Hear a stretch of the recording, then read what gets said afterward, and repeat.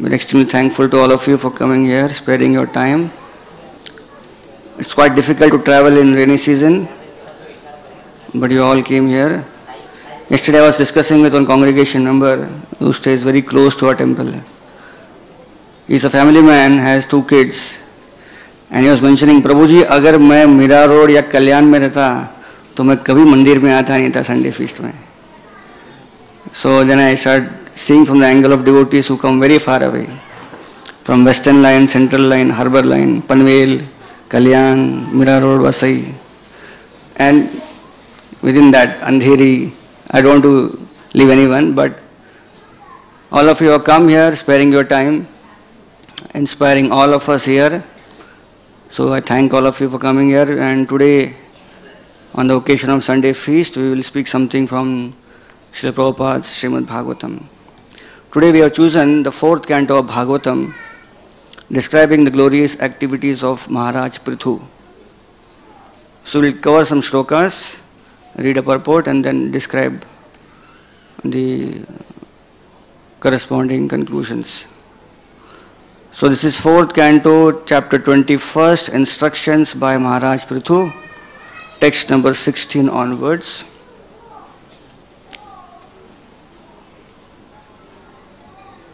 Text 16. व्यूढ़ वक्ष बृहश्रोणिर वलिवल्गो दलोदरः आवर्तनाभिर ओजस्वी कांचनोरुर उदग्रपात. Translation. The series of verses now which you will read will describe about the beautiful glories, the beautiful description of the bodily features of Maharaj Prithu. The chest of Maharaj Prithu was very broad. His waist was very thick, and his abdomen, wrinkled by lines of skin, resembled in construction a leaf of a banyan tree.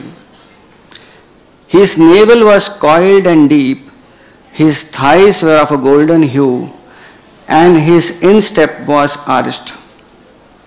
Sukshma vakra sita nigdha murdhaja kambukandaraha mahadhani dukulagre paridhagopaviyacha. The black, slick hair on his head was very fine and curly, and his neck, like a conch shell, was decorated with auspicious lines. He wore a very valuable dhoti, and there was a nice wrapper on the upper part of his body. Vanjita shesha gatra shrir niyamanyasta bhushanaha Krishna jinadhara shriman kushapani kritochitaha. As Maharaj Prithu was being initiated to perform the sacrifice, he had to leave aside his valuable dress, and therefore his natural bodily beauty was visible. It was very pleasing to see him put on a black deer skin and wear a ring of kusha grass on his finger, for this increased the natural beauty of his body. It appears that Maharaj Prithu observed all the regulatory principles before he performed the sacrifice. Shishira snigdha taraksha samaikshata samantataha uchivan idam urvishaha sada samarashayam iva. Just to encourage the members of the assembly and to enhance their pleasure, King Prithu glanced over them with eyes that seemed like stars in a sky wet with dew. He then spoke to them in a great voice. Charu chitra padam slakshnam mrishtam gudham aviklavam sarvesham upakarartham tada anuvadan iva. Translation and purport by His Divine Grace A.C. Bhaktivedanta Swami Srila Prabhupada. Maharaj Prithu's speech was very beautiful, full of metaphorical language, clearly understandable and very pleasing to hear. His words were all grave and certain. It appears that when he spoke, he expressed his personal realization of the absolute truth in order to benefit all who were present. Purport. Maharaj Prithu was beautiful in his external bodily features, and his speech was also very glorious in all respects. His words, which were nicely composed in highly metaphorical ornamental language, were pleasing to hear and were not only mellow but also very clearly understandable and without doubt or ambiguity. Om Jnanatimirandhasya Jnananjana Shalakaya Chakshurunmilitam Yena Tasmai Shri Guruve Namaha. Chaitanya Manobhishtam Stapitam Yena Bhutale Swayam Rupa Kadamayyam Dadati Swapadantikam Vandeham Shri Guru Shri Yuta Padakamalam Shri Guru Vaishnavamsha Shri Rupam Sagrajatam Sahagana Raghunathanvitam Tam Sajivam Sadvaitam Savadhutam Parijana Sahitam Krishna Chaitanya Devam Shri Radha Krishna Padam Sahagana Lalita Shri Vishakhan Nama Om Vishnu Padaya Krishna Preshtaya Bhutale Srimate Bhakti Vedanta Swamin Iti Namine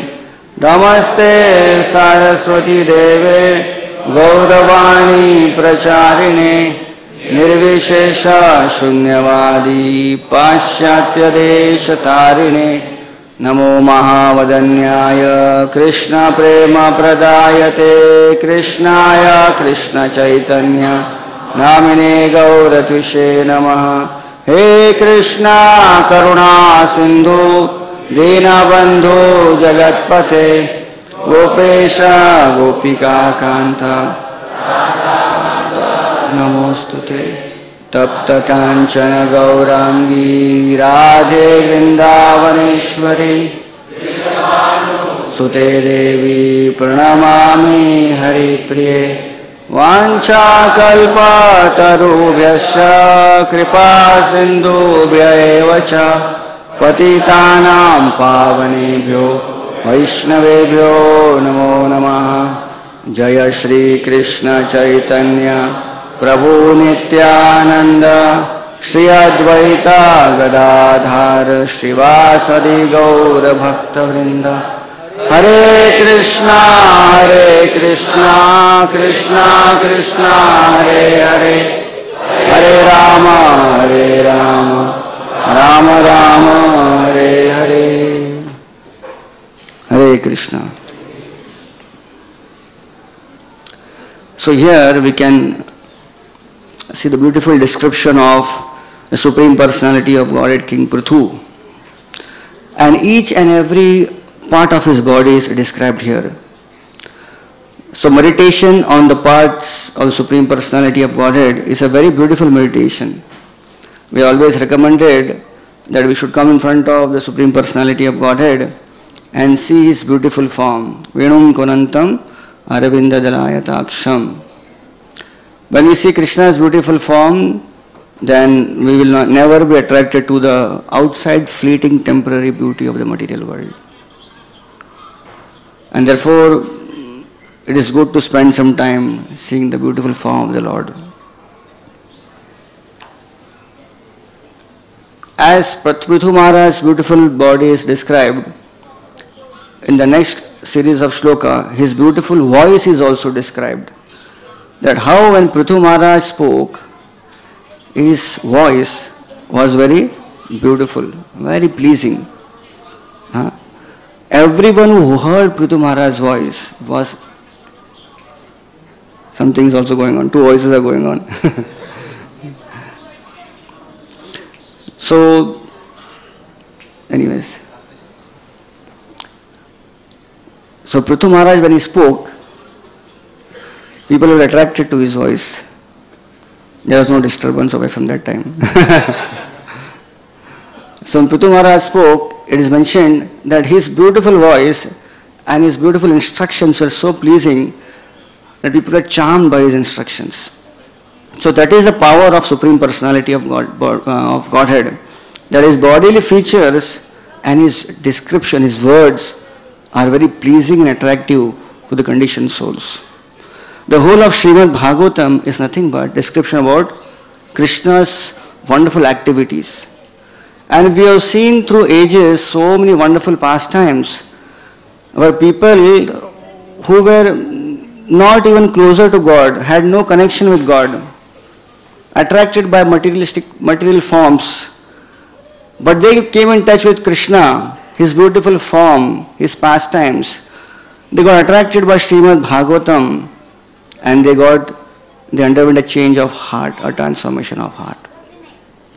The well-known story of South India, Sripad Ramanujacharya, he was there on the streets of Srirangam and the palki, the procession of Srirangam was going on. Everyone's eyes were absorbed in seeing the beautiful darshan, trying to just get one glance of the deity of Ranganath who was traveling on a palanquin. However, in the whole of the audience who were watching on the street, there was a unique scene of a man who was, instead of watching the beauty of the Lord, was interested in seeing the beauty of a lady. So he was holding an umbrella on the head of the lady and fanning the lady. So there were two kinds of procession going on. One was the beautiful procession of Ranganath, where everyone was involved, and there was a private procession here of a young man trying to serve the beautiful lady. So naturally, that was a time of the time was when Ramanujacharya was preaching. Such things were not normal. Today it may be normal. But that time it was an abnormal thing. And this fellow had such a guts that he would stand in front of the palanquin being going and he is still absorbed. He was really absorbed. So Ramanujacharya thought of giving him some mercy and called him and said that the palki is going on. Everyone is watching the palki. Everyone is watching also you, that you are such a useless person. You don't feel any shame in this? What is that you are attracted to? So this person was so bold, he said that this lady's eyes are so beautiful that I cannot remove my eyes. So Ramanujacharya became very merciful, compassionate. And he told this man that if I show you something more beautiful, then will you start worshipping that eyes? So he was very confident. He thought that nothing more beautiful than this lady's eyes. So he said, okay, if you show me something, I will definitely surrender to you. So in the evening, Ramanujacharya called him to Ranganath temple. And then the beautiful darshan of Ranganath with the lamp was shown. And when the lamp came in the front of the eyes of Ranganath, and this man saw the eyes of Ranganath. He must have seen so many times the eyes of Ranganath, but because Ramanujacharya was showing him the eyes, so this time when he saw the eyes of Ranganath, he really fell in love with those eyes. And then he became a very great soul. In fact, the lady he was always adoring, she also became a great devotee. So we can see that Krishna's bodily features can attract a person from any level of his life, can pick him up. Recently, some of our devotees went to pilgrimage to Gaya, and when we went to Gaya, we came across a wonderful pastime there. So through Gaya, there is a beautiful river which is passing. The name of the river is Adi Ganga. She is a tributary from the original main Ganga which is flowing via Patna. That small river tributary comes, flows through Gaya and again goes and meets Ganga again. But that portion is called Adi Ganga. So many centuries ago, thousands of years ago in fact, there was one prostitute who stayed in Gaya. And every day she was not a good reputed person in the whole of Gaya town. Gaya is a very spiritual place of pilgrimage. And her profession was not so good. So people did not respect her much. So one day, one fine evening, she went to Adi Ganga, took her bath, and she was proceeding towards her house because it was time for her profession, the evening time. And she was going rapidly, running fast because she was expecting some customers. As she was running fast, something fell on her ears And she could hear some beautiful sound vibration, a conversation or rather a lecture being going on nearby. So as if being caught up and taken away, she changed her path, went to that place, and that was a Bhagavatam class going on, a description of Srimad Bhagavatam given by one devotee. So she completely forgot everything. She sat down, she heard the Bhagavatam, she even forgot that time has come for her profession. Time went on, and finally, when the Bhagavatam class was over, she felt repentance in her heart. She went and approached the great the devotee, and she fell at her feet. And she told her that throughout my life I have committed only sinful activities, but I want to now get purified. Please tell me how I can get purified. So the devotee said, actually your path of purification is already begun. The repentance which has come in your heart, that you have committed sin and you don't want to commit again, that's the part of purification. So you are already getting purified. And now henceforth, if you want to get more purified, you should engage in the process of devotional service. So this lady, her name was Punpun, and she decided to dedicate her remaining part of life to read Bhagavatam and to worship Krishna. So she went on the banks of Adi Ganga, she left everything, she gave everything all out, and she performed her bhajan on the banks of this river Adi Ganga. And her intense devotional service attracted the attention of Lord Vishnu. After many years of such tapasya, Lord Vishnu came in front of her, and Lord Vishnu told her that I am very pleased with your devotional service. Please ask me what I can give, what I can offer you. And this lady said that for so many years people came in touch with my body and they became impure. Let for ages together people come in touch with me again but get purified. So Lord Vishnu gave her a unique benediction and told that because of you, this river which is called as Adi Ganga will be given your name, Punpun. And you stay near this river, perform your bhajan, and you will die also on the banks of this river. And I'll tell you that people will come from many different parts of the world to Gaya, and when they come to Gaya, first they will bathe in you and get purified, and then they will proceed to my temple, which is the Vishnupad temple where Lord Vishnu's footprints are imprinted. So this is the benediction she got. So Punpun, even today that river is famous. People who go to Gaya first go to that river, take bath, and then proceed to Lord Vishnu's temple. Even when Lord Chaitanya Mahaprabhu went to Gaya to do his father's Pindadan and to take initiation from Ishwarapuri, he also followed the same procedure. He went to first Punpun river, took bath, and then went to see the beautiful footprints of Lord Vishnu. So this is the potency of Bhagavatam. The description of Krishna, the description of Lord's incarnation, their activities are so powerful that people from any rung of life can be attracted to. What to speak of any people? Anyone, not just anyone, but even great souls are attracted to Krishna's pastime. We hear in Srimad Bhagavatam, Shukdev Goswami was in the womb of his mother, and for 16 years he did not come out of the womb of his mother. Why? Because he was worried that if I come out, I will be affected by the material world. He was experiencing the joy of Brahmananda. But then how he came out? When the Bhagavatam was spoken, then Shukdev Goswami heard the Bhagavatam from the womb of his mother. Then he felt there is something good in material world to come out and check out. And that's Bhagavatam. So for that reason he came out to hear the whole Bhagavatam and to recite Bhagavatam throughout his life. So this is the potency of Bhagavatam. It attracts great souls also. Some few weeks back, Gaur Gopal was giving his Bhagavatam class on Sunday, and he gave a very nice story. I'd like to repeat that story. It's connected to this place here. He spoke about the story of one great devotee whose name was Pundanam. And Pundanam was from the great place Guruvayur in Kerala. So Pundanam was very famous for his recitation of Srimad Bhagavatam. When he would recite Srimad Bhagavatam, people will forget that time. He would forget time, people also will forget time. Sometimes both the things don't happen like that.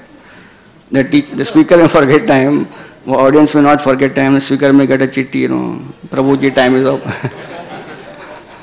But both the combination to happen, that means the Bhagavatam has to be really spoken very nicely. Pundanam was expert in that. When he spoke, people were really attracted to Bhagavatam. So Pundanam was so famous in Kerala for his Bhagavat that nearby, across the river, there was a small village called Kottayur, and there was a famous Shiva temple there. So this Shiva temple would open only 21 days in a year. The rest of the time it will be closed. Only 21 days the temple will open, and there will be a great mela of fun and fair. People will come from all over Kerala to come and take darshan of Lord Shiva. So the temple authorities had arranged a grand festival for 21 days, and they had also invited Pundanam to come and to speak Bhagavatam in the evening. So Pundanam crossed the river the first day, carried his Bhagavatam. He sat on the Vyasasan and he spontaneously opened the Bhagavatam. Whichever page he would open, he would speak on that. Bhagavatam is nectarian. Mango, any place you eat, nectarian. So he opened the Bhagavatam. It opened on the 60th chapter of the Srimad Bhagavatam, and chapter was Krishna teasing Rukmini. So in that chapter, we see that how Krishna, he wanted to churn the rasa of anger from Rukmini's heart. Generally, Rukmini was always submissive. Satyabhama and Jambavati would always demand from Krishna. So Krishna wanted that Rukmini should become angry with me. And for that reason, one day, Krishna decided to tease her. Or in modern language, you can call pull her leg. So Krishna tried various ways of convincing Rukmini that actually you made a bad choice. You selected me as your husband. Anyway, Shishupal is dead, Krishna said, but you can try looking for some new husband. And Krishna was speaking so jovially, so easily. And at this time when Krishna was speaking to Rukmini, Krishna already had grandchildren. And he was saying, Rukmini, you can make a better choice, think of some other person. So the whole idea was Krishna was trying to churn out the anger from Rukmini's heart. But Rukmini was so submissive, so simple, she took it seriously and she fainted. So Krishna could not do anything to Rukmini. Krishna had a plan, but Krishna's plan was spoiled by Rukmini. So this was a wonderful pastime which Pundanam spoke on that day. And then Pundanam finished his class. He took the bookmark, put the bookmark on the 61st chapter. Tomorrow he will begin the 61st chapter. He closed the Bhagavatam.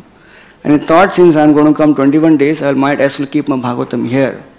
He kept his Bhagavatam on the Vyasapit and then he left. So he went, he crossed the river. Next day again he came. Everyone was sitting, waiting for Pundanam to begin his Bhagavatam class. Pundanam opened the Bhagavatam. When he opened the Bhagavatam, the bookmark was on 60th chapter again. So he was thinking, I yesterday finished 60th chapter and I kept my bookmark on 61st chapter. How this bookmark has come back on 60th chapter? So he said, okay, Krishna's mercy, whatever arrangement. So he again spoke on the 60th chapter. But when he spoke again, it was ever fresh. Krishna is ever fresh. When we hear about Krishna, again and again the same thing if we hear, we feel something new, different. Many times we have experienced when we read Prabhupada books and we are reading the same book, then we think whether we read this particular page or this particular shloka, did we skip, or I was sleeping during reading, what exactly? It is not sleeping. Basically, the whole idea is when we read again and again, the same pages of Bhagavatam look very fresh because Krishna is Nava Yovanam. Krishna is Adi Purusham, Puranam, old, yet he is ever fresh. That's inconceivable about Krishna. He is oldest, yet he is always new. So when Pundanam spoke the same pastime again in a unique way, the whole audience was spellbound to hear the same pastime. So second day was over, he kept his bookmark on the 61st chapter now. He closed his Bhagavatam and he went again back to his place. Came back again on third day, opened the Bhagavatam.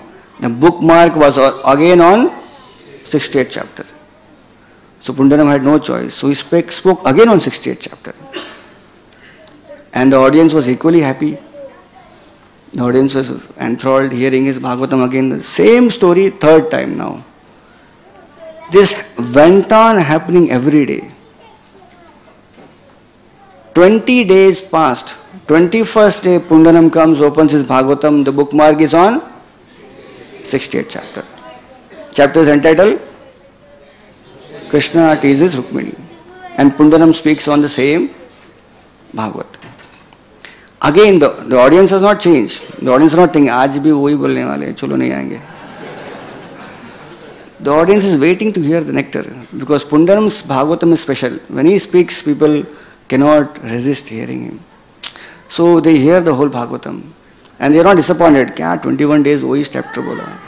We were hoping 21 chapters to be covered. They were not in that mood. They were in the mood of hearing from Pundaram. So Pundaram, he spoke all 21 days on the same chapter.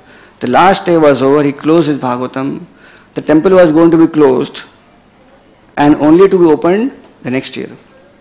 So Pundaram left with all the devotees and about to cross the river, then suddenly remembered, oh, I kept my Bhagavatam in the temple. That's my Bhagavatam. I kept it every day because I did not carry it. But now 21 days are over. So if I don't come and if I don't pick my Bhagavatam, Bhagavatam will be inside temple and I will not be able to get my Bhagavatam for next 1 year. So he went running behind. And when he reached the temple, he saw the temple was locked. That means all the authorities, the organizers had locked the temple and they had gone. The temple was closed for next 1 year. But then Pundaram saw that the temple was closed officially. The lamps were officially off. Yet there was a special light which was glowing inside the temple. So Pundaram was intrigued and he went inside slowly. And then from the keyhole of the door, he saw what's happening inside, why there is so much of light. And then he saw that the very place where he was sitting on the Vyasasan, he saw Trishuladhari Lord Shiva sitting himself. And he was reciting from the 60th chapter of Pundaram's Bhagavatam. And then he saw who were in the audience. In the audience were Parvati Devi, Lord Ganesha, Kartikeya, and all the Bhuta and Pishachas. And Lord Shiva was speaking the Bhagavatam on the 60th chapter. Now Pundaram said, who will miss this chance, hearing from Lord Shiva, the 60th chapter of Bhagavatam. So Pundaram sat down on the door. With full ekagra, concentration, he put his ears on the keyhole. And whatever he could hear, he was enthralled hearing Lord Shiva speak. So Lord Shiva completed the whole 68th chapter and then he turned to his audience. And then he asked his wife, so Parvati Devi, how was my class? And Parvati Devi said, very good, but not as good as Pundaram's. And Lord Shiva said, yes, you are right. When Pundaram speaks, it is nectarian. And therefore, I wanted him to speak on the 60th chapter every day. I changed the bookmark. So Pundaram heard this, and when he heard this, he was so happy that he got a chance to please Lord Shiva. He immediately chanted Hare Krishna. Hare Krishna. The light was off. Parvati Devi, Lord Shiva, everyone disappeared. So from this, we can see that how even great demigods, they are interested in hearing Srimad Bhagavatam. In the case of Pundaram, the same Bhagavatam was there, but spoken by a great soul like Pundaram. So Bhagavatam is amazing, but a combination of a great soul speaking Bhagavatam is more amazing. It can attract people who are not even attracted to Krishna. That is the power of Bhagavatam heard from a great soul. Shukham Mukha Dravya Samyutam. The same Bhagavatam, very nectarian. But when Shukadeva Goswami is speaking that Bhagavatam, it is more nectarian. His realizations are added in that. It becomes more relishable. That is Bhagavatam by a pure devotee. And this is precisely what is Srila Prabhupada books all about. What is Srila Prabhupada books? Bhagavatam and Prabhupada's purport. Both together are amazing. The Prabhupada would say, these are my devotional ecstasies.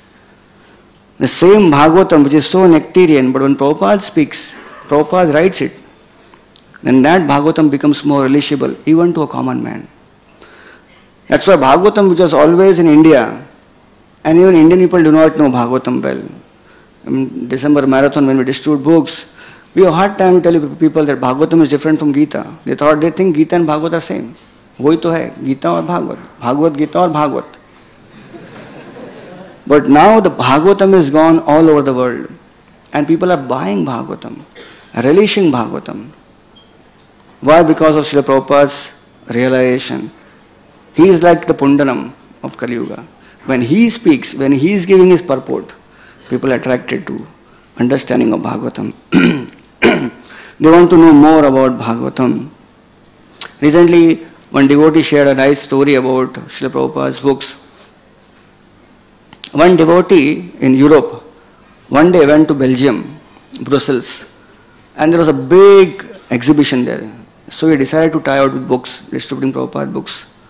She was wearing a normal cloth, and he knew that for a long time in history of ISKCON, book distribution had not taken place in this part of the world. So he went, and then he saw two ladies coming. So he went and showed those books to the ladies. So the ladies saw it, said, what are these books? He said, these are spiritual books.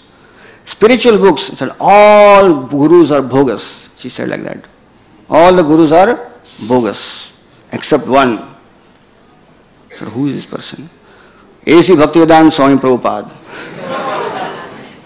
So this devotee was shocked. My God, this lady is saying that all gurus are bogus and only one Prabhupada. And she walked away. He went running and said, Madam, these are Prabhupada books. So I can't believe it. And showed, see, these are Prabhupada books.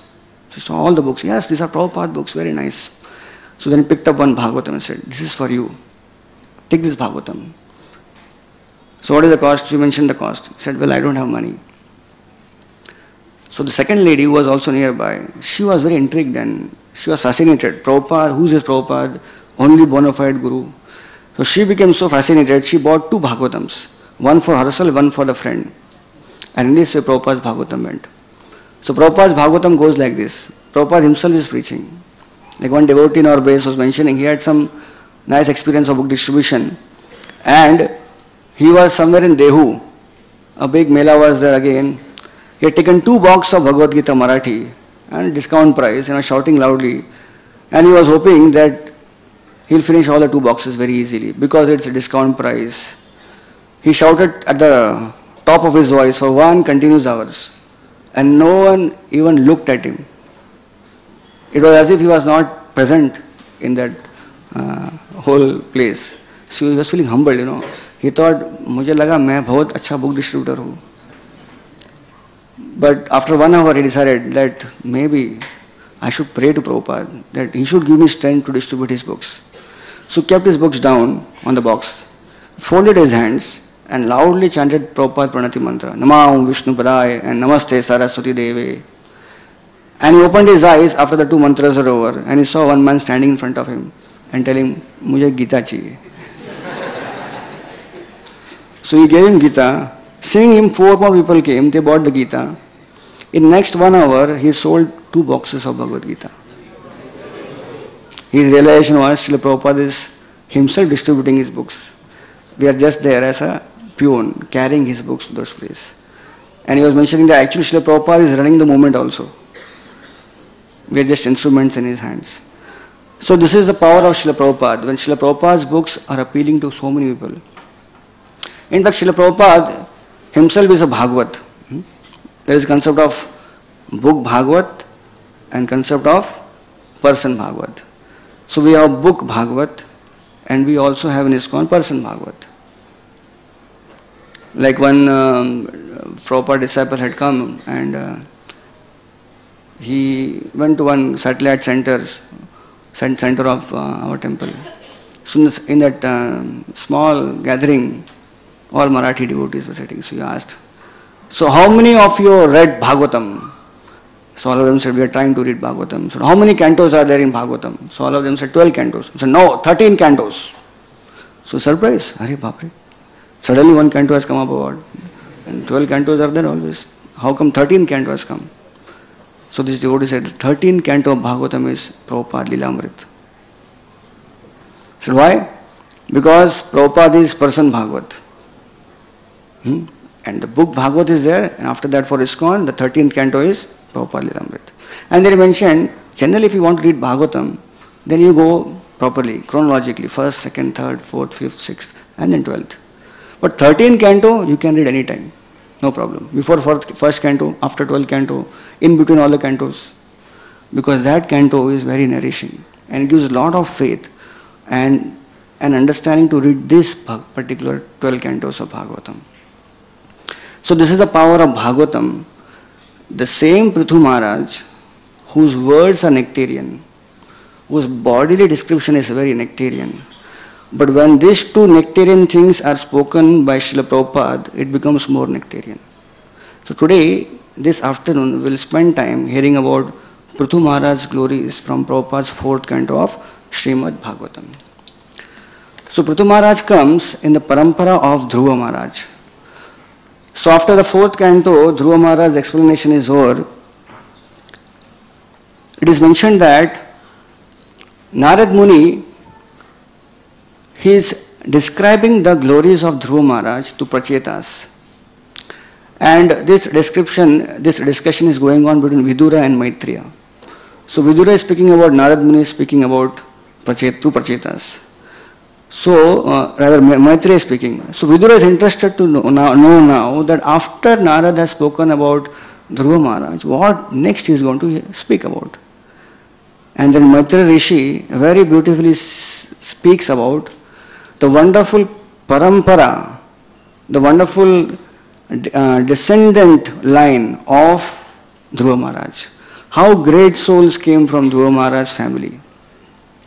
So the 4th canto begins, the 4th canto, 13th chapter or 14th chapter I guess.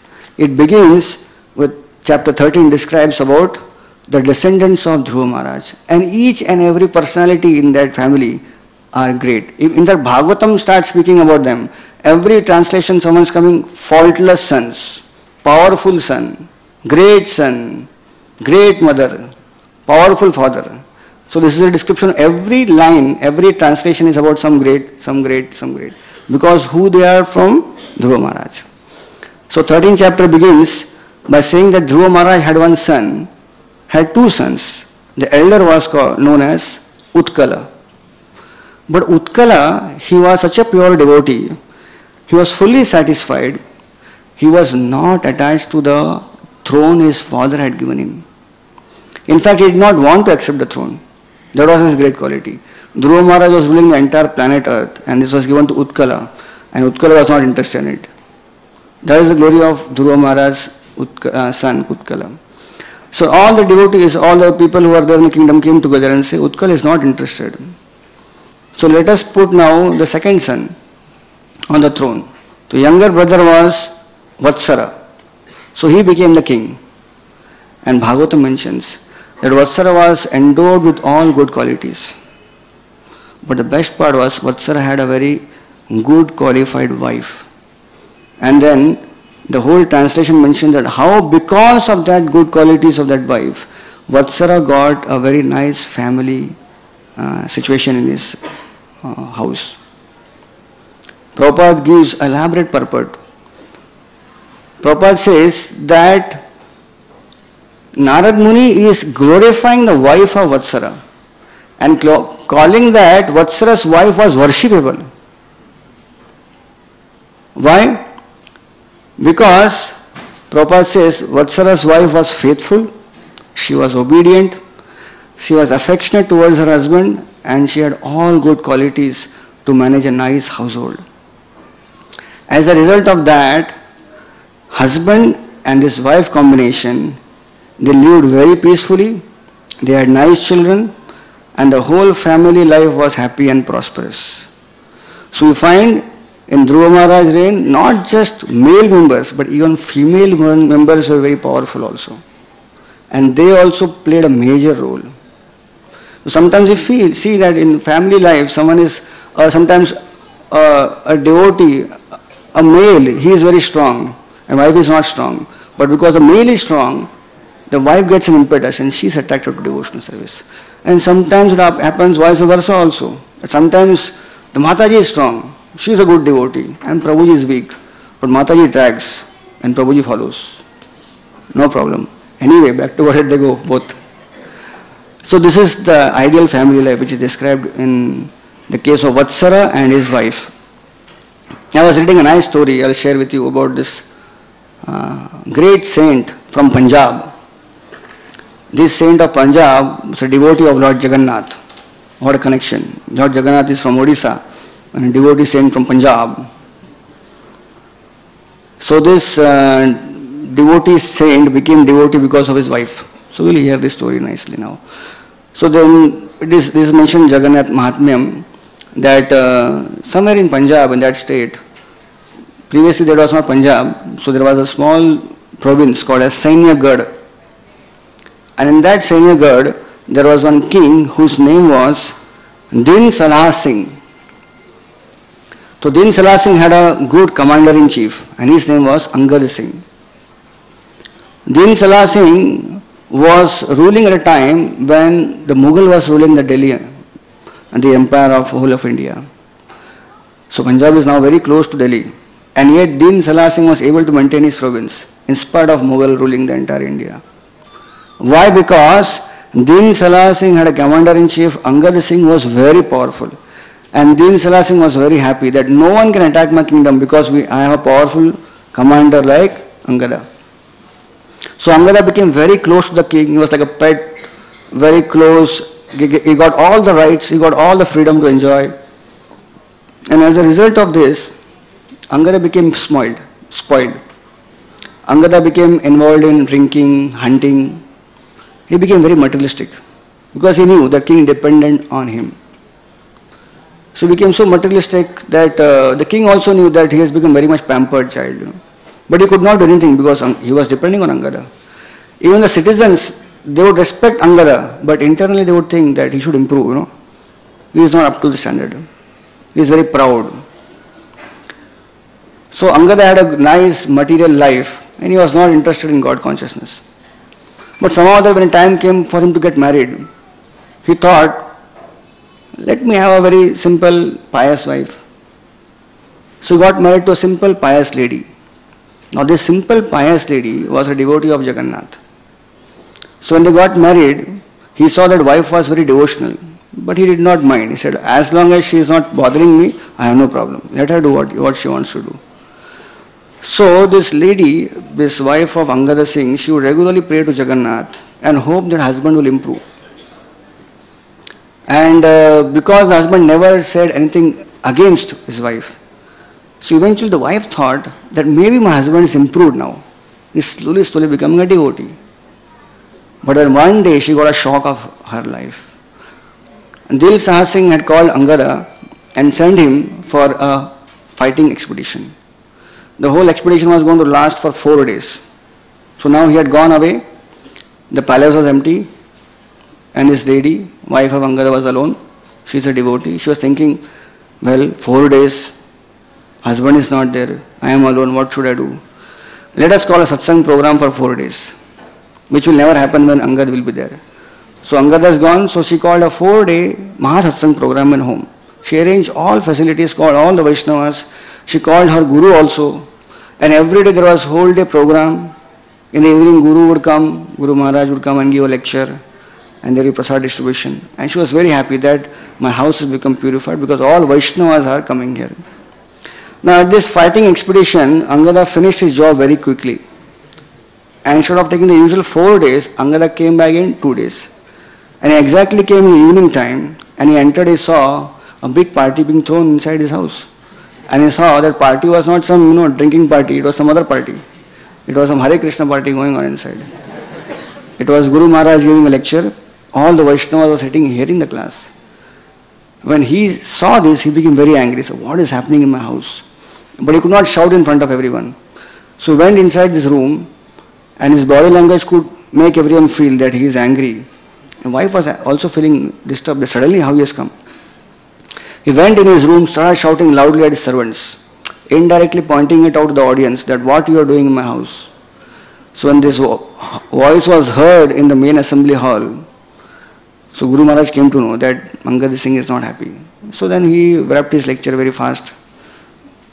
Must have not chanted Mahaprasadam prayers also that day. And they left. So all the Vaishnavas left, the whole assembly hall was empty in 15 minutes. And when the wife saw this, she was very much disturbed. She was thinking that, what kind of husband is this? I thought he's improving. But he cannot even take a religious assembly in his house. So she became so disturbed that his husband has caused such a big offense to Guru. So she, out of such a desperateness, she fainted at the spot. She fell down. And no one could bring her back. So then finally Angad came running and tried his best to revive his wife back. After a long, long time, the wife came back to life kind of thing, symptoms came back. And then he politely begged forgiveness that sorry if I have made some mistake. And this wife was so unhappy. She immediately shouted at him that, what, you have not made a small mistake, it's a big mistake you have made. Because of you, all the Vaishnavas went away, and because of you, Guru Maharaj has gone away. So you offended Vaishnavas, you offended Guru Maharaj. And all because you could not control your anger. You saw something happening which was not sanctioned by you. So therefore these are two important mistakes. So he said, okay, tell me what should I do? I will change my attitude. He said, okay, you should not become angry like this. And next is go and beg forgiveness from Guru Maharaj. So Angada went, and because he acted what his wife told him, a change took place in Angad. And he became very little more soft-sided. He started agreeing with his wife's devotional service more. And slowly, slowly he became a devotee. And finally then, one fine day, the epitome was his wife took him to Jagannath Puri. And when he went for the yatra, then he became a pakka devotee in front of Jagannath. So in Jagannath Puri went, he became a first-class devotee. In fact, his devotional services was now far exceeding even his wife's. He came back from Jagannath Puri, he told all of his adventures to the king. And the king was very happy that Angada Singh is improving. But the king was a little disturbed because Angada Singh was improving far beyond his realizations. He wanted him to be a happy, good person, but not as a good devotee kind of thing. So Angada Singh now was doing very well. The years were rolling by, and Angada thought that maybe I should not retire and go back and maybe go and stay in Jagannath Puri, Vanaprastha life. But the king was not ready. It is mentioned at that time when he was planning such, Angad Singh, the king of Delhi sent his very famous Subedar to attack on Sainyagad with a big army. King Din Salha Singh came to know about this incident, and he decided to send his commander Angada Singh to fight and retaliate against this army. Now what happened is this big army was coming, and even Din Salha Singh knew that this army is so big that even Subedar, even this Angada Singh had no choice, no chance against him. So Angada wanted to go to Jagannath Puri, but now he was forced to go to this battle. But he thought, no matter, whatever is there, Krishna has some plan. Let me go ahead with Krishna's plan. Krishna will reveal something for me. So he took blessings of Jagannath and he went for the fight, hoping that Jagannath will save him, because he knew the army which was approaching was very powerful. Now what happened? Suddenly something happened. Subedar was marching with all of his mighty army towards Sainyagad, and suddenly in between he gets a message from the Emperor of Delhi that we have another expedition going on very close by, so I want that you don't have to take such a big army, send half the army in the western direction. She was thinking, what kind of decision is this? No? We already left, we are about to reach Sainyagad, and this fellow is coming and saying send half the army that. So anyways, he sent the half army to the west side, and now with the half army, Subedar attacked Sainyagad. Now this half army was very easy for Angada Singh to at least face. So there was a massive battle between Angada Singh and the Subedar of Delhi. And finally Angada Singh defeated the Subedar, he beheaded Subedar, and then he was happy that now the enemy is killed. And then he saw the Subedar was wearing a very precious helmet made of rare diamonds and jewels. And in that precious helmet he saw in between the helmet there was a rare jewel which was shining. So Angad said, this rascal, why should he wear such a costly jewel? Better Jagannath should wear this. So he was conscious of Jagannath. Whatever he saw, used in Jagannath's service. So he went and he removed the jewel from the helmet and kept in his pocket. And then took the helmet and went to the king and said, Raja, this is your victory is yours, this helmet is also yours. So the helmet was quite costly still because of various diamonds. But the main jewel was in his pocket now for Lord Jagannath. And then he told the plan to Din Salah Singh that now I want to retire, I want to go back to Jagannath Puri and settle there. So Din Salah Singh was not happy that my very close commander is leaving me. But the ministers, they were very much wanting to take opportunity of this. So they went and told the king that, why he is leaving you? Because he has got that rare jewel in his pocket. He doesn't want you. He has got that rare jewel. So Din Salah Singh also was taken aback, was taken away by this advice, and he thought maybe because of that he is leaving. So told him, come here, I want that jewel. So Angad Singh said, that jewel is not for my personal interest. I have kept this for Jagannath. So it is for Jagannath and no other person can take it. So Din Salah Singh could not get the jewel from Angad Singh. So he felt very defeated, low. So he became very much envious, angry on Angad Singh. And he decided that soon I will kill Angad Singh. So one day, Din Salah Singh called Angad Singh's sister and told her that your brother has become a traitor. He is trying to usurp my kingdom. Kind of wrong advice. And told her that if you want to really keep yourself nicely happy in his kingdom, I wish that when you serve food to your brother, you give poison in the food. She was shocked, but she had to follow the advice because the king was ordering it. She made a good item food and she offered to Angad Singh. So Angad Singh's first question was, is it offered to Krishna? Is it offered to Jagannath? So she said, I have not offered.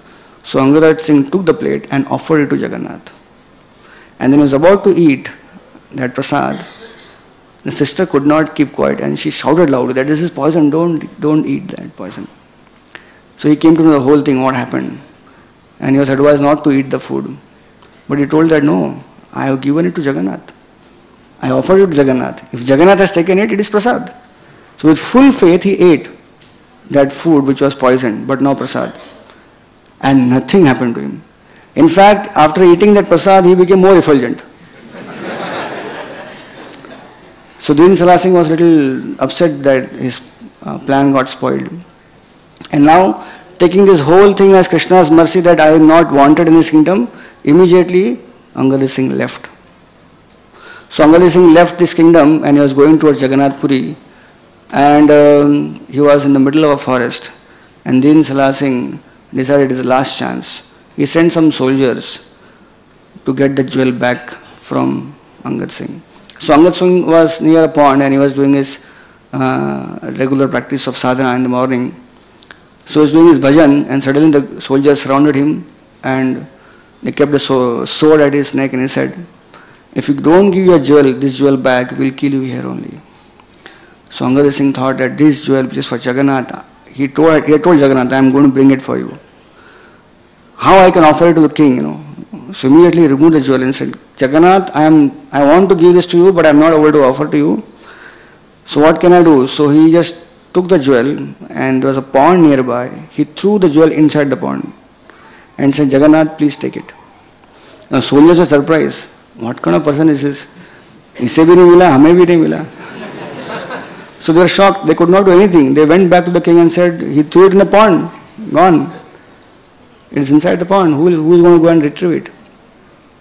So Angad Singh, he that night got a dream of Jagannath. And Jagannath said, I am reciprocating with your wish. Come soon to Jagannath Puri and see my beautiful darshan. So Angad Singh went running fast to Jagannath Puri. And finally entered Jagannath temple and he stood near the Garuda Stamba. And from there he saw Lord Jagannath's beautiful darshan. So Lord Jagannath is always smiling, but Lord Jagannath was extra smiling now to Angad. And then he saw that on the locket of Jagannath was a rare jewel which Angad Singh wanted to bring it. So Jagannath had accepted the offering. So Angad Singh remained in Jagannath Puri and he became a well-known saint. And this news reached Dalai Singh. So he became upset. So he came running to Jagannath Puri and surrendered at the feet of Angada Singh and became his disciple and told him, please come back. And so in order to please the king, he came back from Jagannath Puri to his own province, and then he became a great saint in that province of Sainegada. So this story we are mentioning that how that in a family life, if one person is a strong devotee, and if he decides to pray and really pray hard, the other person cannot just stand. He has to become a devotee. We have so many examples from our congregation where just one family member was a devotee and the other family member were not ready to become a devotee. But one family member just prayed, tried, didn't fight, but prayed. Generally we start fighting. That's wrong. But prayed, and it works. I know one devotee, Mataji, in our New Bombay congregation. So old lady, and she had 2 children, sons, and she was the only devotee, husband was a devotee. She started praying every day, chanting 16 rounds for herself and 16 rounds for her son. 8 rounds for the youngest son, 8 rounds for the eldest son. She chanted, she was very fixed. She knew that these people are teenagers, they will never hear my advice, but I will chant. 3 years she chanted 32 rounds. After 3 years, both of her sons became devotees. She chanted so intensely, one of them had joined Brahmacharya ashram.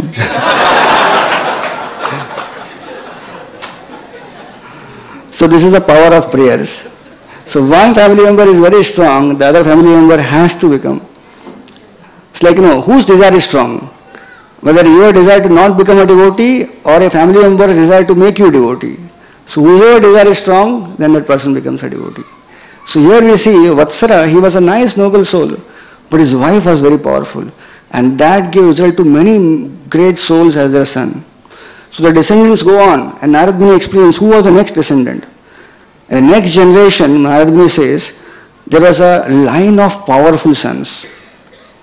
And after that, the next translation mentions that the next son was Chakshusha, who became the 6th Manu.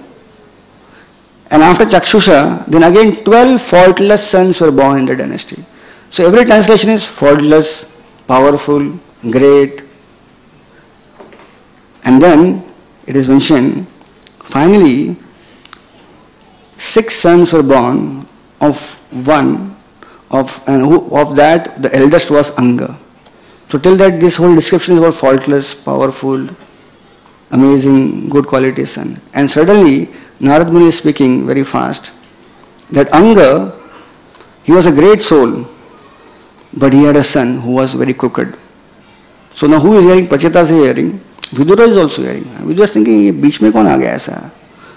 Everything is going nicely in the whole line. Suddenly a crooked son to Anga. And what happened? Narada Muni says, this crooked son, he disappointed everyone. And because of this disappointment, Anga could not remain at home. He left the palace and went to forest. Disaster. And then he became the king. Vena became the king. And he was such a treacherous king, the great sages who are very compassionate, merciful, they cursed him and killed him. So another sensational thing which Vidura is hearing, ye kya ho gaya? What happened? And when Vena died, the sages churned his body. And on churning of his body, the Supreme Personality of Godhead appeared as Maharaj Prithu, Satyavesh Avatar. So the description is about to continue. Vidura stopped Maitreya. I said, please tell me in detail how these 3 kings, amazing combination, Anga, Venu, Prithu.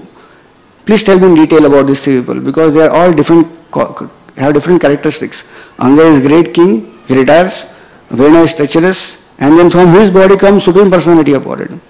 So then Maitreya, he congratulates Vidura for his questioning. And Prabhupada says that one should question to know more details of a subject matter of spirituality. But along with questioning, one should be very simple and devoted also. Not just empty questionings, Prabhupada says. One should question, but one should also have a very good attitude of service, a very good attitude of submissiveness. And then such questionings will have potency and the answers will create more interest of Srimad Bhagavatam. So now Vidura, Maitreya Rishi continues ahead and goes in detail explaining the story of these three great kings, Anga, Vena and Prithu. So Maitreya Muni begins the story of King Anga. So Maitreya Rishi says that once King Anga was performing Ashwamedha Yajna. So when he was performing Ashwamedha Yajna, he called for best of Brahmanas. Prabhupada says if one has to perform Yajna, one need best of Brahmanas who can chant proper mantras. Then only Yajna can be fulfilled. Yajna can have better results. And Srila Prabhupada says, in today's age of Kali Yuga, we don't have Brahmanas who can chant proper mantras. Prabhupada says, therefore, the best Yajna in this age is the Sankirtan Yajna, the chanting of Hare Krishna, Krishna Krishna, Hare Hare, Hare Ram. By chanting of the Hare Krishna, Prabhupada says, all the results which was available of Ashwamedha Yajna, of Gomedha Yajna, all Rajasuya Yajna can come just by chanting. So one should just arrange 24 hours Kirtan, Prabhupada says, and one can get all the results. Everyone will be happy. So King Anga had arranged for this big Yajna. The best of Brahmanas were there. But when Brahmanas performed the Yajna, what happened is, one of the symptoms of the Yajna is going in the right direction is the demigods would come from heaven and sit in the Yajna. And they would participate in the Yajna.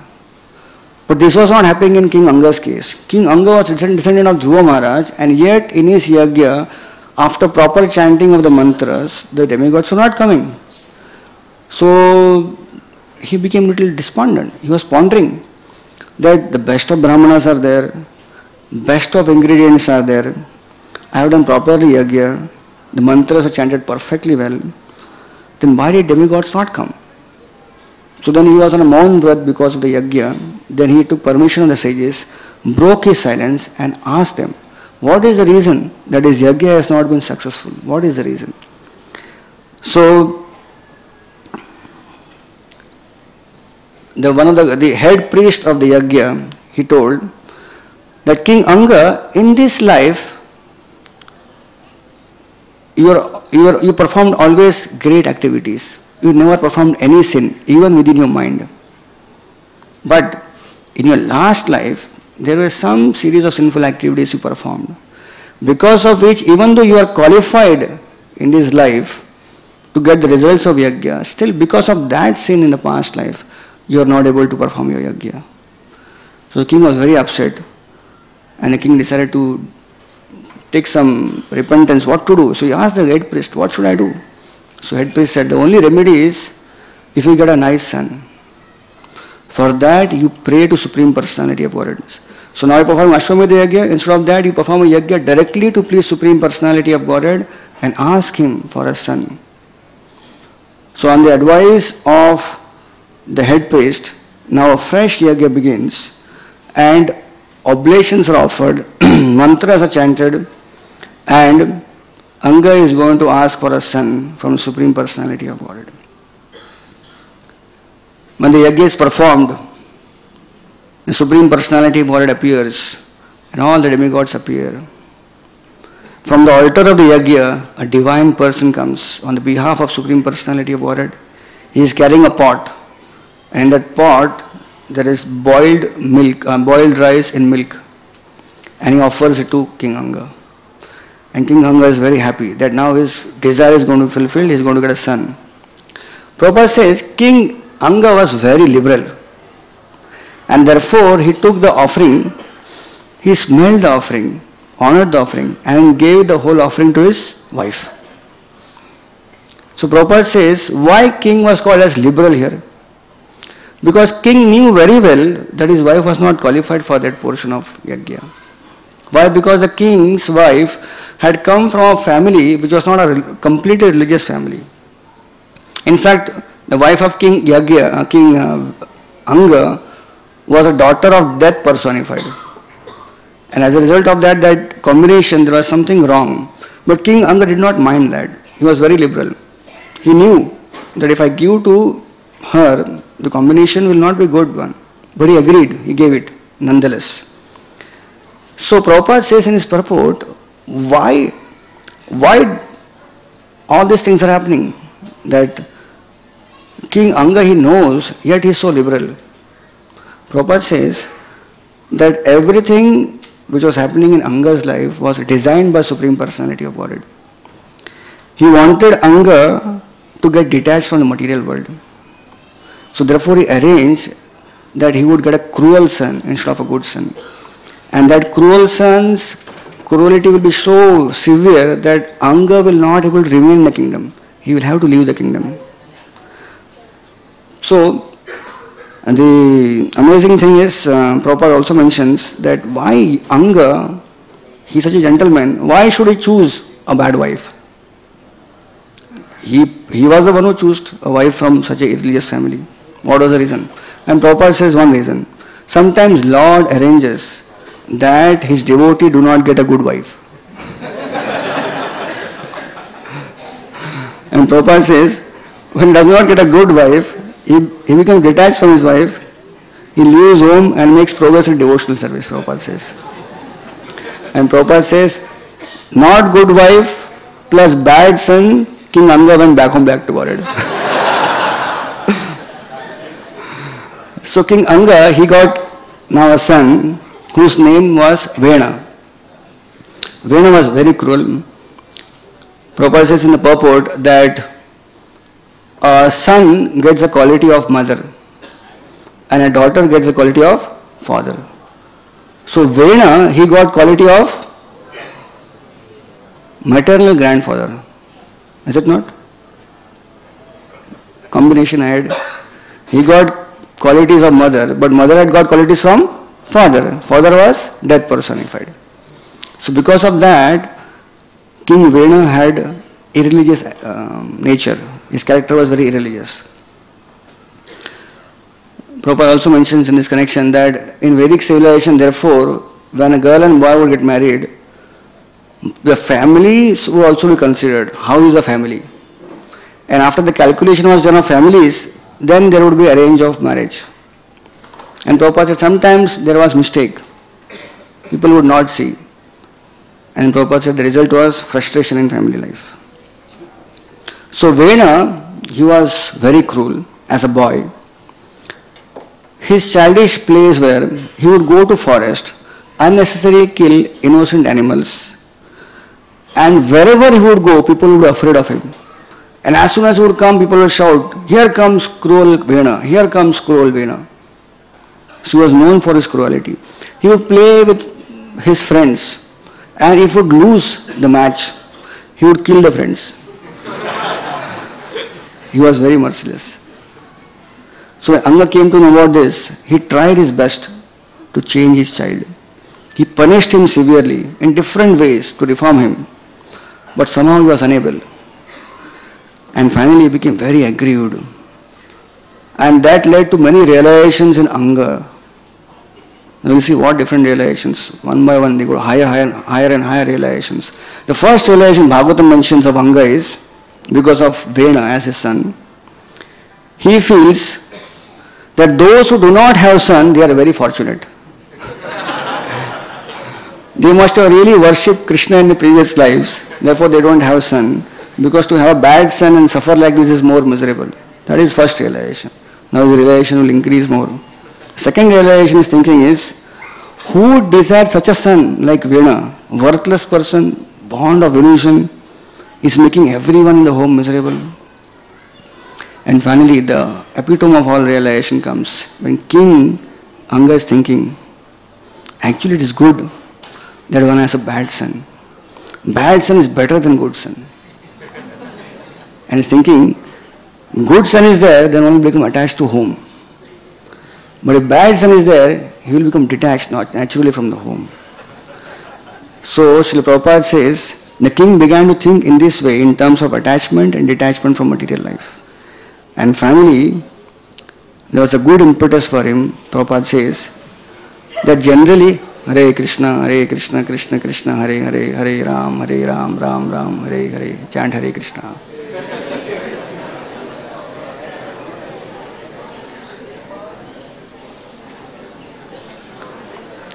So there was a good impetus, Prabhupada says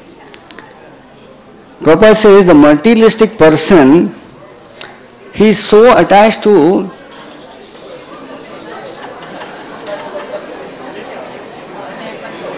Hare Krishna, Krishna Krishna, Hare Hare, Hare Ram, Ram Ram, Hare Krishna, Krishna Krishna, Hare Hare, Hare Ram, Ram Ram, Hare Hare, Hare Krishna, Krishna Krishna, Hare Hare, Hare Ram, Ram Ram, Hare Hare, Hare Krishna, Krishna Krishna, Hare Hare, Hare Ram, Ram Ram, Hare Hare, Hare Krishna, Krishna Krishna, Hare Hare, Hare Ram, Ram Ram, Hare Hare.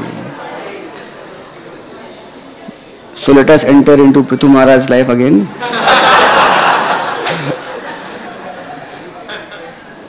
Prabhupada says, materialistic person, for him to give up one's family life is very, very difficult.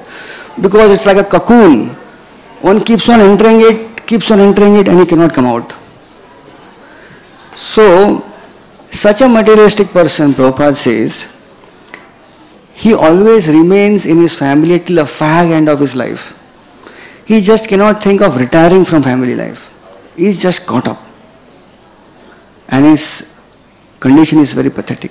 So Prabhupada says it's very good for King Anga. He got an impetus to come out. Actually, see, in Kali Yuga, it is not even talked about.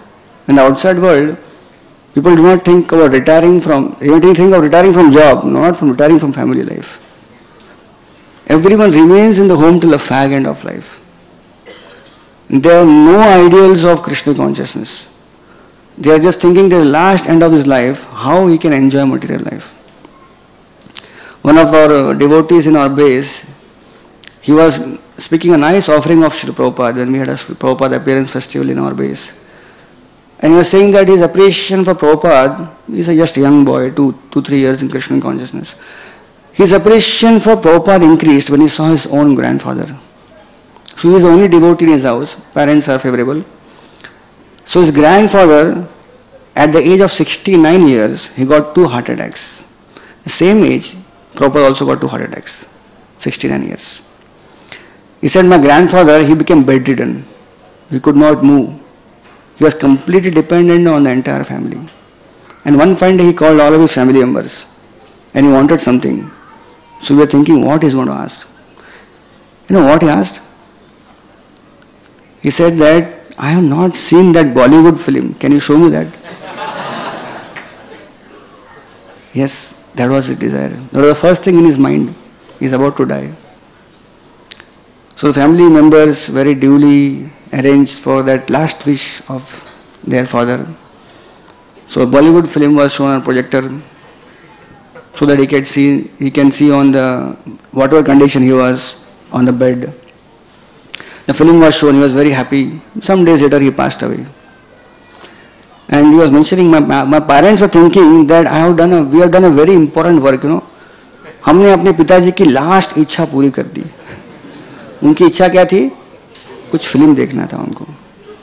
So both the grandfather was in ignorance and your parents are in ignorance. They have no understanding of what is the destination of grandfather after watching that film. And they are thinking we will also follow in parampara now. This is the story of every family who are not connected to Krishna consciousness. People do not even understand what is spiritual life. So he was speaking about Prabhupada, 69 years, 2 heart attack, and yet Prabhupada went on to America to start a society of Krishna consciousness. So who can imagine what Prabhupada is, who Prabhupada is? Bhakti Charu Maharaj was mentioning that when people come to 65 years of age, they may appreciate something about Prabhupada. Is it not? But those who are 65 years in this audience, they may appreciate. It is so difficult. Prabhupada went on to preach and start a worldwide movement. Prabhupada is saying here, therefore, materialistic family life is difficult to end. But here King Anga got an impetus because he got a special mercy. So this is Krishna's special mercy. One time Srila Prabhupada was in a place early days of ISKCON, and there was one person who was regularly coming for Prabhupada's program, but he was not, he was still addicted to smoking. So Prabhupada once called him and told him, so you have given up your smoking habits? And then he immediately brought it out to Prabhupada. Prabhupada, when Krishna's special mercy will fall on me, then I will give up smoking. So Prabhupada told him that, do you know what is Krishna's special mercy? Krishna's special mercy means he will take everything from you. And then you will have no one but him to surrender to. So do you want that special mercy? So he was taken aback. He said, no, I will try to quit smoking soon. So it is easy to feel that one should go back to Warhead, but that special mercy has to be there in between before going back to Warhead. And that's sometimes, at least not sometimes, many times painful to even ask for. King Anga, he could not sleep at night because of this. Finally, he became indifferent to all activities. One particular night, in the dead of the night, while his wife was deeply sleeping and he could not sleep, he decided to quit home. He did not inform anyone. Secretly, unseen by anyone, he silently left and went to the forest. Prabhupada says, if one is very materially opulent, one should know he has got blessings of great soul. If one is very materially opulent, one should know he has got blessings of great soul. But if one gives of material wealth, then one should consider that he has got greatest blessing of great souls, that he is able to give up that great wealth. Next morning, everyone came to know that King Anga is missing. So everyone became disturbed. The citizens, the ministers, the friends. The citizens were running here and there searching for King Anga. They began to search for him vainly. They came back and reported, oh, we could not find him, we could not find him. Can you imagine this happening here in today's age? A political leader running away in the night, frustrated by the government. And above all, if he runs away, people are searching for him, where are you, please come back. What has happened at the time of King Anga? The citizens were so much loving him, they could not live without him. And finally, when they saw it's not possible to get him back, so all the great sages who generally did not take part in politics, but for the welfare of people, they came together and they presided a meeting and they decided that someone has to be there to protect people's interest. Without ruler, people will become independent and they will become non-regulated. So they decided that let us install Anga's son Vena now, because there is no one. So they went to the queen, sought her permission, and then installed Vena as the next successor. The ministers were not happy with the decision of the sages, but there was no choice. So Vena was now the king, and what was the result? One immediate result was that all the thieves and rogues who were there in the kingdom of Anga, they all ran away. So it's a very positive thing actually. Generally, if a good king is there, then what happens? Because of good government, the thieves don't run away. But here King Vena, because of him, thieves ran away. Why? Prabhupada says because a bigger thief had come and he was going to rule. So all the smaller thieves ran away.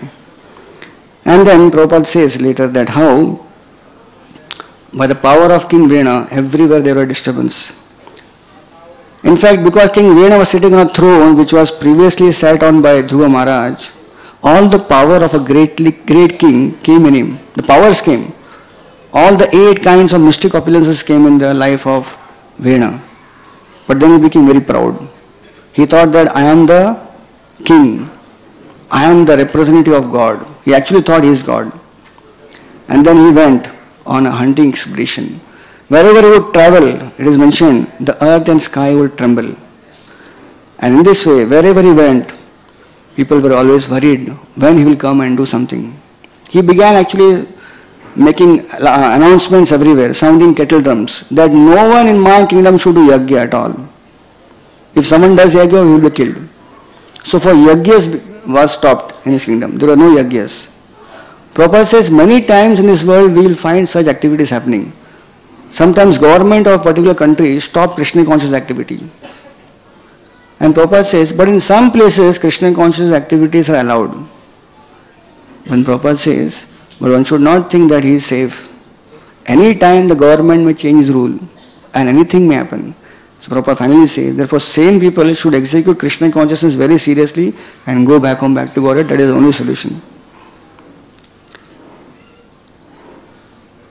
Then, when King Vena's atrocities were increasing, finally again the great sages came back and they observed very closely the activities of King Vena. And they were thinking that if this continues, there will be great danger in the future for the whole kingdom. So they felt very, very compassionate. Prabhupada says very beautifully that the karmis, the materialistic people, are very busy. They are trying to engage in activities for earning money. And the other persons are jnanis. They have nothing to do with the material world. So they are in Himalayas or in forest for their own self. But Prabhupada says the devotees are very compassionate. They live in a society and then they try to preach Krishna consciousness. And they are trying to work for the welfare of people who are ignorant. They are not trying to run away. So the sages were of that category. They were very compassionate.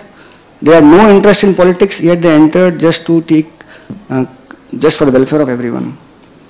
Then they all decided to give a good advice, the last piece of advice to King Vena. And I thought, if he doesn't hear, then we will kill him. So, Prabhupada says, generally saintly persons are not interested in killing business. But we find here, Prabhupada says, that saintly people had power. And they could say that we will burn to ashes this king. So Prabhupada says, in Kali Yuga, Brahmanas don't have power to chant mantras. Similarly, Vaishnavas, they don't have power to burn someone to ashes. So therefore, what the devotee should do, Prabhupada says? Generally, devotee should not therefore actively get involved in politics. Better is chant Hare Krishna. By chanting Hare Krishna, we will not engage in political implications. And slowly, one by one, we can get big people become devotees of Krishna. So this is Prabhupada's advice to people who do not have power of any political regime. The sages, they went and advised King Vena. And they told him very clearly that if you continue in this way, then soon your end will come. In fact, if you hear our advice, your duration of life will increase, your opulence will increase, your strength will increase. And next life you will go to heaven and enjoy unlimited happiness. However, if you stop yagyas, if you stop spiritual activities, then immediately you will fall down from your royal position. So in this way they try to give good piece of advice to King Vena to become religious and start yagya again. But Vena was such a useless person that even after hearing this good piece of advice, his reaction was, he immediately scolded the sages. He said, you are not at all experienced, he told them. Actually, you do not know who I am. I am Supreme Personality of Godhead. You should worship me. You have never heard Shastra? In Shastra it is mentioned that king is called Naradev. He is the one who is representing God. So why are you doing yagya and why are you worshipping demigods and worshipping Lord Vishnu? It is mentioned in Shastra that Lord Vishnu and all the demigods are residing in my body, in the body of the king. So worship me, forget everyone else. And told also them that you are like an unchaste wife who has a husband and yet is going to a paramour. So when the sages headed by Bhrigu Muni heard this, they became very angry. And they thought that we are actually maintaining a venomous snake and we are feeding him milk which will increasing just his poison. So finally they cried loudly, kill him, and mentioned that this person dares to insult Supreme Personality of Godhead. He should not remain alive. Prabhupada says, generally devotee is meek and humble. He is reluctant to even pick a quarrel with others. But if someone offends Lord Vishnu or his devotees, Prabhupada says devotees should become fiery with anger. He should not tolerate the insult to a devotee or a Vaishnava. In fact, it will be a great fault on the part of a devotee if he remains silent. Once Radhanath Maharaj was giving a lecture and he was questioned on this part that, Maharaj, if something happens like this, should we retaliate and fight with that person? So Maharaj mentioned that if one does not have a power to do so, one should either go away from that place, if someone is blaspheming Lord Vishnu or his devotees, or if he has power, then he can defeat him by words. And third option is to kill him. So Maharaj said, don't go for third option. There are enough problems in ISKCON.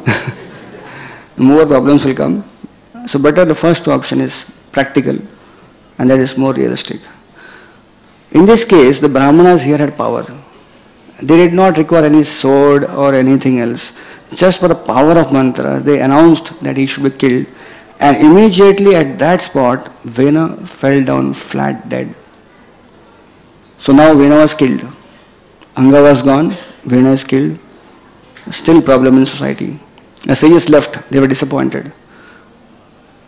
The queen decided to preserve the body of her son. She didn't know what to do, so she preserved her body, put some herbs and mantras. Meanwhile, after some days, again the sages came together to discuss Krishna Katha. But they could see that in the atmosphere there was not peace. And the discussion came back to the same point. Actually, after Vena is gone, things have not improved.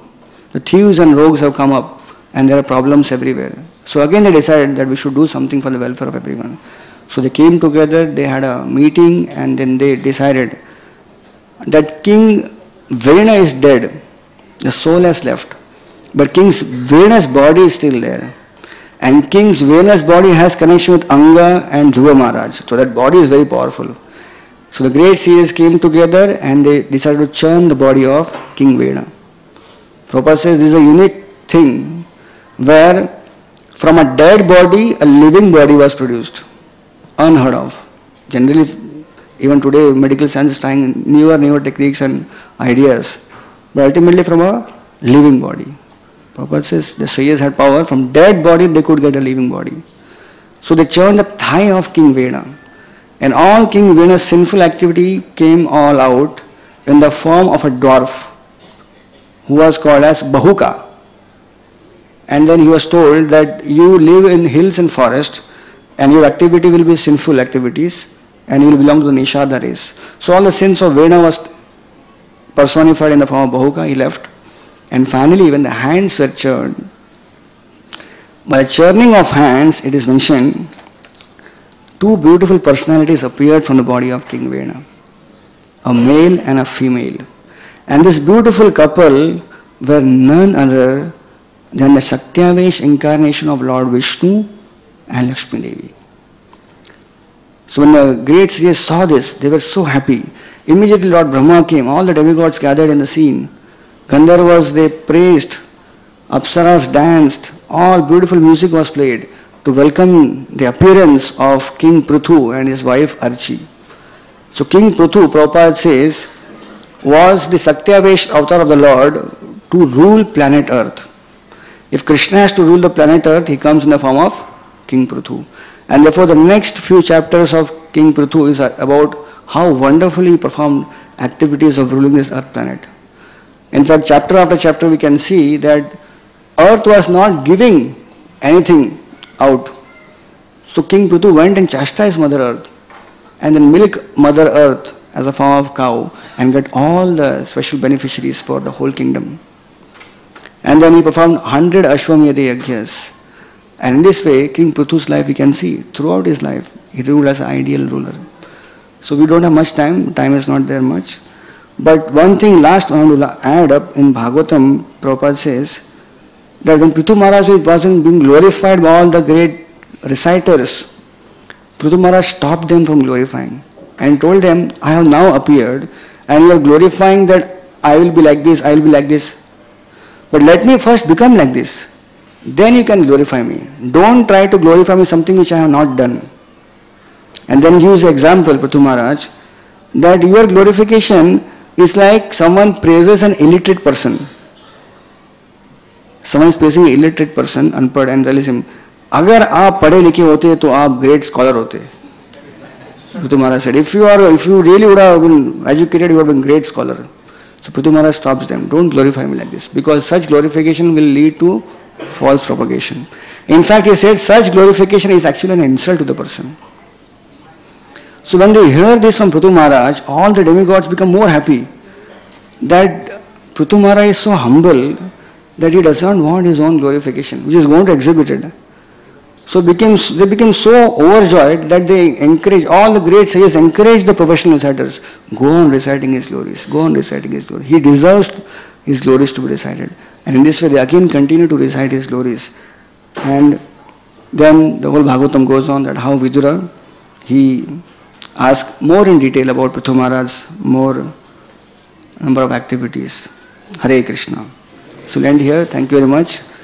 Granthra Srimad Bhagavatam ki jai, Srila Prabhupada ki jai. We have no time for comments and questions. Hare Krishna.